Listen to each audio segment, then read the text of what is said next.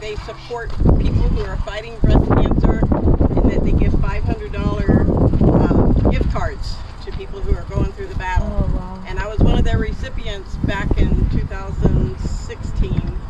So I have turned around and tried to raise funds. So every $500 we raise today will be one more person who gets help because it's so expensive. Yay. So I appreciate you guys so much. I do want you to look for those little gnomes and possibly a pink ribbon. We had one, it got burned in the fire. One of the first places we go through, you can see where a fire was this spring. It was 15 acres, but they got it out so fast.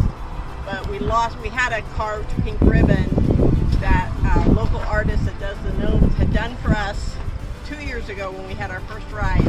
And he told me he's doing another one. If he got it done, I haven't seen it yet. So look for the pink ribbon. It's just something special he has done, and the little carvings are really cool.